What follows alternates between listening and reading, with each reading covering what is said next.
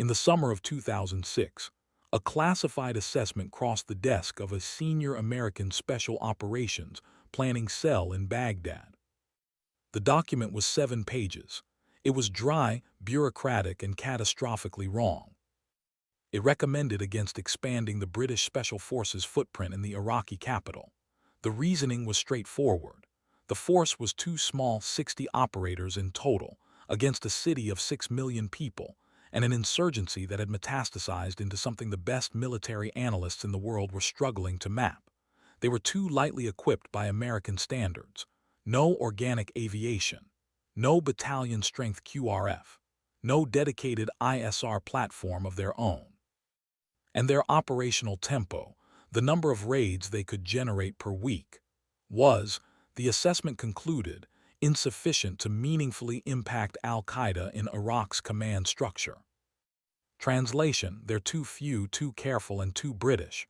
Don't waste resources on them. Send Delta. The assessment was filed. A decision was made.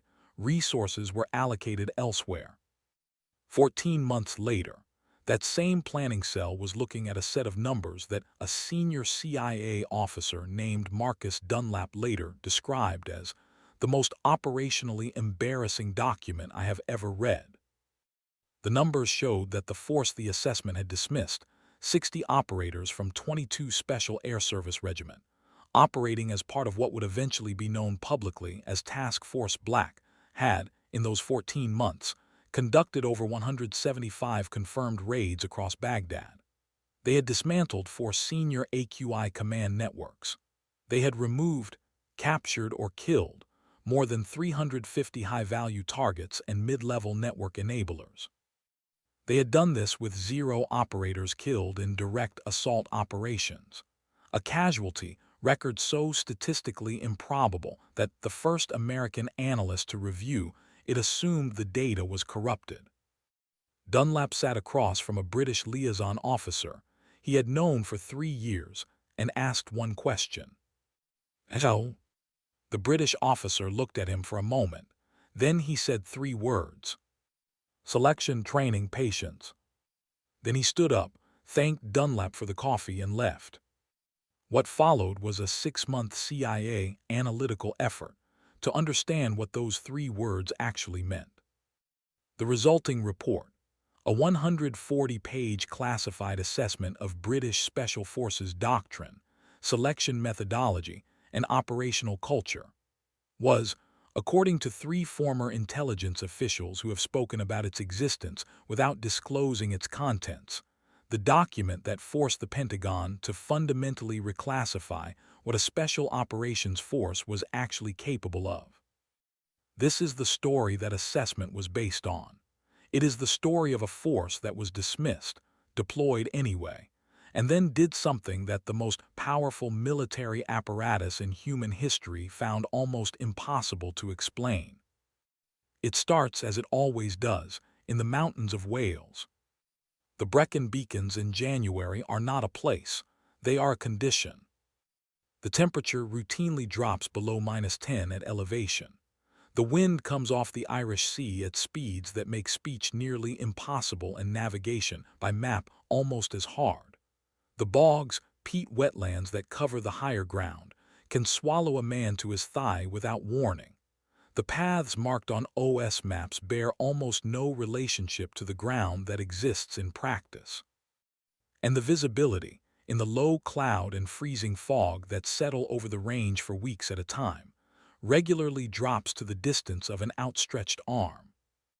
This is where SAS selection begins, not where it ends, where it begins. For the first 3 weeks, candidates conduct a series of individual loaded marches across this terrain. Alone, each man navigates using a compass and a 1:50:0:0 map, moving between checkpoints under time pressure, carrying a burden, a rucksack that starts at 25 kilograms and increases to 35 by the final week. There are no instructors on the route encouraging candidates. There is no coaching. There is no feedback on technique or performance until the march is over, and a man either met the time standard or didn't. If you miss a checkpoint by 2 minutes, you're loaded onto a truck. You do not get a second chance that day. In some years, as few as 10% of candidates pass this phase. Not 10% who attempted it, 10% of the candidates who passed the initial fitness screening to qualify for selection in the first place. And that is the entry ticket. That is what it costs to be considered. We're not looking for the fastest or the strongest, a former SAS selection instructor told the BBC documentary series SAS. Are you tough enough? We're looking for the man who keeps going when his body has told him to stop and his mind has agreed with it. We're looking for the man who finds out who he actually is, as opposed to who he thought he was. Most of them discover that gap is larger than they expected. The March phase is followed by continuation training, combat survival, resistance to interrogation, a SEER course whose details remain classified, jungle warfare training in Belize, and finally CQB, close quarter battle at the Killing House in Hereford, a purpose-built assault facility where four-man teams practice room clearance, hostage rescue, and precision shooting under conditions designed to be as physiologically stressful as anything short of actual combat. The Killing House is where the numbers that later appeared in CIA briefings began to accumulate. In standard military close-quarters training, a room clearance is considered effective if it is completed in under 30 seconds with no blue-on-blue incidents. This is the benchmark across most Western armies, including the United States Army. An SAS four-man team conducting a standard two-room clearance during the pre-deployment workup before the 2006 Iraq rotation was recorded at 17 seconds. Both rooms, all threats neutralized, 0 friendly casualties. When that figure was later shared with a liaison officer from 1st Special Forces Operational Detachment, Delta, the officer's response was that the number was probably a result of targets failing to engage properly. He was invited to watch a live iteration. He didn't revise the number. He revised his opinion of the number. 17 seconds isn't the remarkable part, he reportedly said afterward. The remarkable part is that it looked slow. It looked like they had time. 4 men moving through 2 rooms and clearing 6 targets, and it looked like they were in no hurry at all. That quality, the ability to operate at extraordinary speed while appearing unhurried, to make lethal decisions in fractions of seconds while maintaining a physiological state closer to rest than to exertion, is not an accident of selection.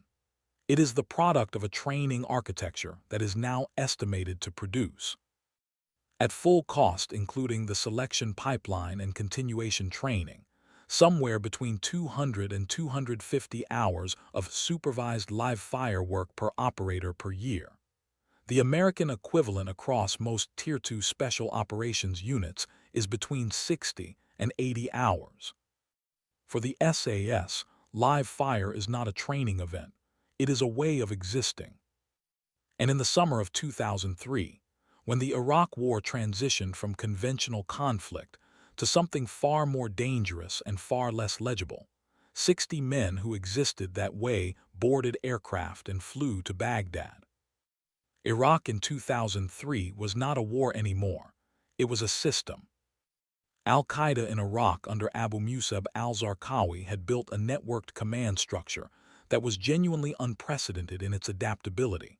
It was not hierarchical in the traditional military sense. It was cellular, distributed, designed specifically to survive the decapitation strikes that American forces were applying with increasing frequency and decreasing effect. Kill a cell leader and 2 more emerged. Raid a safe house and the network had already migrated. The intelligence exploitation cycle, the time between capturing a target and turning that target's information into the next operation, was running at roughly 72 hours across most coalition special operations forces. By the time the intelligence was actioned, the network had moved. The British approach, refined through Northern Ireland, Oman, the Falklands, Bosnia, Sierra Leone, and the first years of Afghanistan, was built on a different premise. It was built on the understanding that human intelligence, a pattern of life, personal relationships, the texture of how a specific network actually operates day to day, was more valuable than signals intelligence. And it was built on the understanding that patience was not a limitation. It was a weapon. Task Force Black established observation posts across Baghdad's most contested districts, Dora, Rashid, and Hamia, not days before a planned operation but weeks, sometimes longer. Four-man teams in positions that were frequently within 100 meters of active AQI activity, maintaining complete concealment while building, by hand, in notebooks and on hand-drawn maps, a picture of a network that no drone feed or SIGINT package could replicate. The Americans were hunting. A retired British officer who served multiple rotations in Iraq told author Mark Urban for his book Task Force Black, the definitive account of British Special Forces operations in Iraq. We were studying. The distinction mattered operationally. When an American Tier 1 team raided a target in 2004, the intelligence exploitation phase, the processing of captured documents, phones, laptops, and detainee statements, typically ran through an analytical pipeline that produced actionable follow-on targets in 48 to 72 hours. The information was good. The cycle was too slow. Task Force Black's approach was different in two critical respects. First, they entered every target location with a detailed pre-existing understanding of that location's human network, who used it, when, who they were connected to, what those connections implied about the larger structure. This was not intelligence gathered the week before the raid. In several documented cases, it was intelligence gathered over 3 to 4 months of continuous observation. Second, the exploitation phase was compressed to a degree that American liaison officers described as almost incomprehensible. The SAS ran what the intelligence community calls a find-fix-finish-exploit-analyze loop. Other forces ran the same loop. The SAS ran it faster by an order of magnitude that the 2006 CIA assessment later described as the primary operational advantage that existing analytical frameworks failed to account for. In Dora, then one of Baghdad's most dangerous districts, with an IED casualty rate that was deterring even experienced American units from sustained patrolling, Task Force Black conducted 11 consecutive raids over a 14-day period in the autumn of 2005, each raid generating intelligence that was actioned within 8 hours, not 72 hours. 11 raids, 14 days. The senior AQI commander for Dora, 3 of his direct subordinates, and a logistics facilitator responsible for moving weapons and personnel across the Tigris, were all removed from the network before a single member of that network understood they were being systematically dismantled. We'd go in with a company strength element. A senior American officer who coordinated with Task Force Black told researchers working for the Congressional Research Service. 200 soldiers, helicopters, the whole apparatus. We'd come out with nothing, or with a guy who knew very little and had already been replaced. These guys went in with 12 men in 3 cars and came out with the individual we'd been hunting for 6 months. But Dora was only one district. Across Baghdad and later across the wider Iraqi theater, Task Force Black was replicating this methodology simultaneously. By the end of 2006, the force that the planning assessment had described as insufficiently capable was conducting, on its best operational periods, 5 to 7 raids per night, not per week, per night. The raid tempo that General Stanley McChrystal, commander of the Joint Special Operations Command, and the architect of the American network targeting strategy that would eventually transform the entire coalition approach, described as his operational benchmark for a Tier 1 unit in sustained high-tempo operations, was 10 raids per week. Task Force Black was exceeding that benchmark with 60 operators. JSOC had 1,000. The operation that Dunlap later described as the moment the CIA assessment moved from analytical interest to urgent institutional concern took place in the winter of 2007. A network facilitator, we'll call him the accountant, which is how he was designated in targeting materials, had been identified as the financial coordinator for 3 separate AQI cells operating in the northern Baghdad area. He was not a fighter. He did not conduct operations. He moved money, maintained relationships between cell leadership and external support networks, and had survived 22 months of sustained coalition targeting pressure by being, in the assessment of the intelligence community, exceptionally careful. He didn't use phones. He communicated through a system of personal couriers, trusted relatives and longtime associates who carried instructions verbally or on paper, making him essentially transparent to SIGINT collection. He varied his routes, his timing, and his meeting locations to a degree that defeated pattern-of-life analysis based on surveillance records. He had no fixed address. He had been assessed as an extremely high-priority target for 11 months before Task Force Black was asked to look at him. Task Force Black put 2 men on him. Not a surveillance team, not a drone. 2 men in a hide position in an abandoned commercial building, in a district where movement by Westerners would have been instantly identified and almost certainly fatal. They were there for 12 days. No extraction during that period. No rotation. Resupply was conducted once at night by a single contact who passed material through an agreed location. The 2 operators ate cold rations, managed their waste in sealed containers, communicated on a schedule designed to minimize electronic signature, and spent their operational hours watching with binoculars and by hand, a man who believed he was invisible. On day 8, they identified his courier pattern. On day 10, they identified the building he was using as a primary meeting point. On day 12, they had a pattern of life that was sufficiently complete to support a time-sensitive targeting package.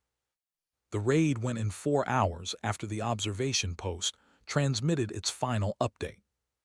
The accountant was captured at 2:47 a.m. The exploitation of his materials, cash, handwritten ledgers, and a single unencrypted mobile phone he had apparently never used but had kept produced actionable intelligence on 17 individuals and 4 locations within 16 hours.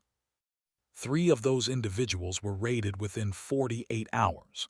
One of them led directly to a senior AQI figure who had been assessed as the highest priority unlocated target in the northern Baghdad area for over a year. From a 12-day observation by 2 men, binoculars and notebooks against a man who had defeated the most sophisticated surveillance apparatus in the world for 11 months. "I don't have a framework for this," Dunlap wrote in the debrief. "This is not a better version of what we do. This is a different thing entirely. They don't collect intelligence the way we collect intelligence. They don't fight the way we fight. They don't think about an operation the way we think about an operation. I don't have a useful comparison." He added a line at the bottom of the page that was later quoted extensively in the classified assessment, and has since appeared, in fragmentary form, in several published accounts of the period. "They don't fight like humans. I mean that as the highest possible professional compliment. But the human cost of this was real, and it was significant, and any account that omits it is giving you propaganda instead of history." The operational tempo Task Force Black sustained in Baghdad from 2005 through 2007 was not sustainable by any conventional medical or physiological standard. The British Defence Medical Services produced an internal review in 2008 that described the injury profiles of operators returning from 3rd and 4th rotations in terms that were, by peacetime standards, genuinely alarming. Chronic knee damage, hearing loss, blast-related concussion accumulations that had never been formally diagnosed because the operators hadn't reported them, because reporting them meant being stood down, and being stood down meant leaving the men next to you to carry the weight. The psychological cost was less documented and more lasting. There were blokes on their 3rd rotation who were carrying things that aren't in any medical file, a former UKSF support officer told journalist and author Andy McNabb in a private interview quoted in McNabb's memoir. Not wounds, weights, the kind you carry because you chose to pick them up and you don't know how to put them down. The institutional response to this has been partial and imperfect. The SAS's reluctance to formally acknowledge psychological injury, rooted in a selection and training culture that equates acknowledgement of limitation with failure, has been the subject of growing concern within the British defence medical community and has resulted in at least one formal parliamentary inquiry. This is the price the numbers don't show: 60 operators, 175 raids, 350 targets removed. And somewhere behind those numbers, men who came home to a country that didn't know what they had done, carrying things they couldn't describe to people who couldn't have understood anyway. The Pentagon reversal didn't happen in a single document or a single meeting. It happened the way institutional acknowledgments of error always happen: slowly, quietly, in the language of policy revision rather than admission. The Special Operations Coordination Frameworks between JSOC and UKSF that were updated in 2007 and 2008 reflected, without explicitly stating, a fundamental revision of the American assessment of British Special Forces capability. Task Force Black was expanded. British operators were embedded more deeply into the American network targeting structure. The intelligence exploitation methodologies that the CIA assessment had described as anomalous were formally studied and selectively integrated into American Tier 1 training programs. General David Petraeus, who took command of multinational force Iraq in 2007 and oversaw the surge strategy, was reported by multiple sources to have specifically requested expanded UKSF participation in the Baghdad clearance operations.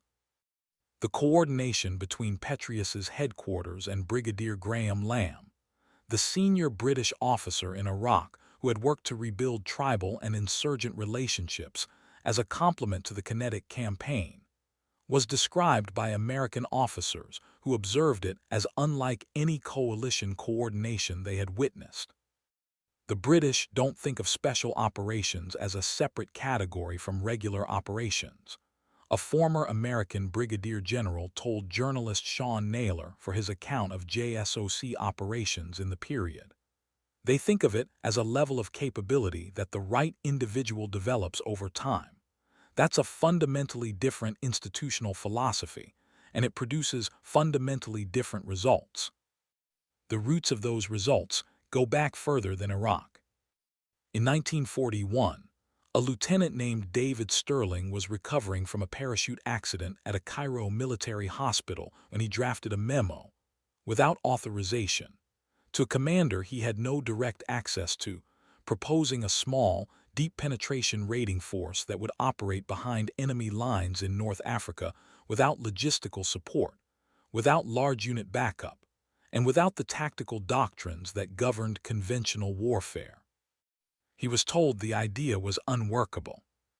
He walked into Middle East headquarters, passed a sentry he evaded despite still being on crutches, placed the memo on the desk of the Deputy Chief of Staff, and waited. The 1st Special Air Service Regiment was formally established 6 weeks later. That institutional origin story, the willingness to discard conventional frameworks when conventional frameworks are producing inadequate results, the certainty that individual capability at the highest level is worth more than numerical superiority, the comfort with operating without safety nets, has been the philosophical constant in the SAS across 80 years and every operational theater it has entered. Northern Ireland proved that intelligence patience defeats military mass. The Falklands proved that small team deep reconnaissance changes the operational calculus for a conventional force. Operation Barras in Sierra Leone in 2000. The hostage rescue operation that extracted 11 British soldiers from the West Side Boys militia, proved that planning precision and individual capability could achieve results that no other military option could have produced, in a time frame that precluded any alternative. Iraq and Afghanistan proved all of it simultaneously, at scale, under sustained pressure, against an adaptive adversary who was specifically designed to defeat conventional approaches. 60 men, 14 months, 175 raids, 0 operators killed in direct assault operations. The force that a 2006 planning assessment described as too few, too lightly equipped, and too cautious to make a meaningful difference. The 140-page CIA assessment that followed reached a conclusion that Dunlap's debrief had previewed, but that took the full analytical apparatus of the American intelligence community 6 months to formally state.